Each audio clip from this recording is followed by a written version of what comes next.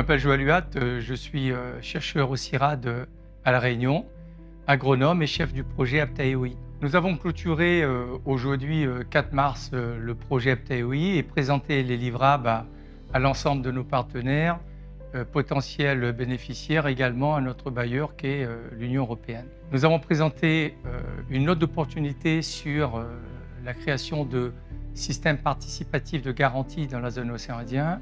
Nous avons également présenté une dizaine de capsules vidéo présentant des pratiques agroécologiques dans les différents pays de la zone. Nous avons également présenté le recueil des pratiques agroécologiques qui inventorie, également évalue et à dire de producteurs un ensemble de pratiques agroécologiques dans la zone.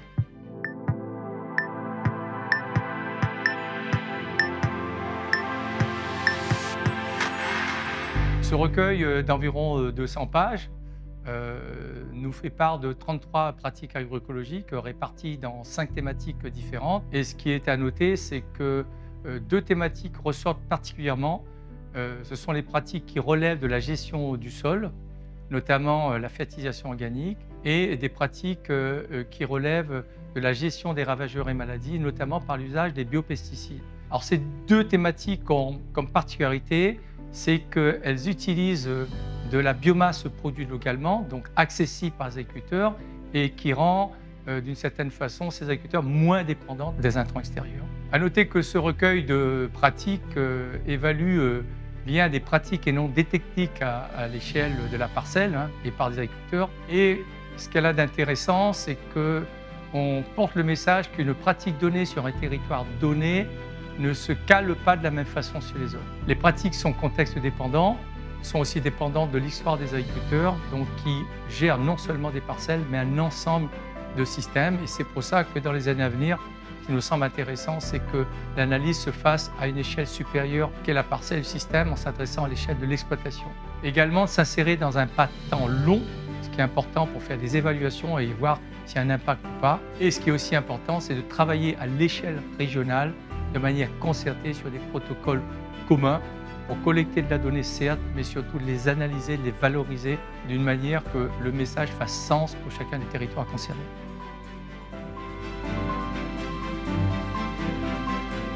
Je suis Jacqueline Sauzier, secrétaire générale de la Chambre d'agriculture, partenaire sur le projet Aptaéoi depuis le début du projet, mais aussi pour la conception du projet qui pour nous a une grande importance au vu de nos actions que nous avons déjà menées sur le terrain avec notre projet Smart Agriculture. Notre implication dans le projet avait été pour l'organisation d'un projet qui a été appelé Champ École, pour lequel tous les partenaires régionaux sont venus à Maurice et nous les avons emmenés sur le terrain pour qu'ils découvrent les pratiques agroécologiques qui avaient été faites par les Mauriciens. Le projet en lui-même, pour nous, on trouve qu'il a une très grande valeur, puisque cela nous a permis d'abord de mieux connaître ce qui se passe à Maurice, mais également de découvrir ce qui se passe dans la région et aussi d'emmener les régionaux à mieux connaître notre île.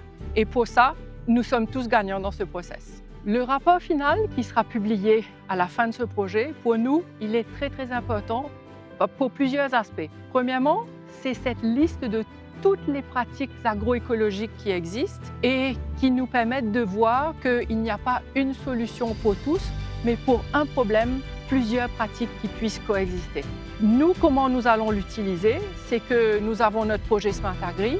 Notre projet Smart Agri nous permet d'accompagner un certain nombre de planteurs qui sont dans un besoin et une envie de cette transition agroécologique. Et donc, c'est un moyen de venir les proposer toutes ces solutions qui ont été documentées pour Maurice, pour la région, et en même temps, c'est une manière de venir s'approprier toutes ces pratiques agroécologiques. Pour nous, c'est un tremplin vers d'autres projets qui vont pouvoir être encore meilleurs pour la Chambre d'agriculture et aussi pour la région océan Indien. Je m'appelle Bruno Dubarry, je suis président de l'association Terre d'agroécologie, co-demandeur sur le projet Aptaéoi, plus précisément impliqué sur l'activité production d'une note d'opportunité pour développer des SPG, systèmes participatifs de garantie, dans la zone océan Indien, et une deuxième activité qui était la production de capsules vidéo sur les pratiques agroécologiques répertoriées et valorisées sur l'ensemble des territoires partenaires. Avant d'arriver à cette note d'opportunité, le travail a commencé à travers des ateliers régionaux. Et au fil de réunions Maurice-Comores, les 3 ateliers régionaux, nous avons pu constituer un groupe d'associations, d'organisations paysannes qui ont partagé leurs ambitions communes et leurs besoins en termes d'accompagnement. Autant se former sur ce que c'est un SPG, ce que ça peut être, que sur comment gérer, mettre en œuvre, assurer la pérennité, même économique, d'un SPG sur son territoire. Ce qu'il y a en commun, c'est très souvent un besoin de valoriser des pratiques agroécologiques jusqu'à éventuellement un label, une marque qui permet aux consommateurs d'identifier et de différencier les gammes de produits. Ce qui peut par contre distinguer ces initiatives, c'est la taille des territoires et des organisations qui vont mettre en œuvre ces démarches. Ça peut être à l'initiative de planteurs, d'agriculteurs eux-mêmes, comme ça peut être à l'initiative d'une organisation associative, fédération agricole, coopérative agricole, qui sert d'intermédiaire dans la mise en œuvre du SPG. Et c'est vrai qu'au niveau des tailles de territoire, on a des choses très différentes. On peut avoir une approche très locale, comme à Maurice ou La Réunion, avec des projets de marché bio ou de territoires d'expérimentation, comme on peut avoir de très grandes échelles, comme à Madagascar, avec des territoires à vocation agricole biologique, qui sont pour le coup encadrés par l'État, le gouvernement, avec des bailleurs internationaux, et qui concernent de très grandes superficies de production, avec déjà des coopératives et des filières en place. Donc ce qui est intéressant, c'est de voir, malgré ces différences de taille, et de structuration et de moyens, et pour nous, la conclusion, c'est que le référentiel commun de départ va être le recueil de pratiques agroécologiques qu'on a réalisé ensemble dans le projet APTAEOI. L'activité de valorisation, de capitalisation des pratiques agroécologiques prenait aussi la forme de production de 10 capsules vidéo. On a travaillé en tant que responsable de la réalisation de cet ensemble de capsules qu'on a baptisé Terre fertile et qui prenait la forme d'un certain nombre d'interviews et de tournages sur le terrain des pratiques agroécologiques. On a voulu construire cet outil comme une démonstration de ce qu'est le recueil des pratiques agroécologiques, qui est un livrable complémentaire. Comment? Plutôt par le témoignage, par l'intervention des acteurs directement impliqués dans les pratiques agroécologiques, pour qu'il y ait à la fois cette approche technique du recueil et l'approche pratique vivante au terrain des pratiques agroécologiques.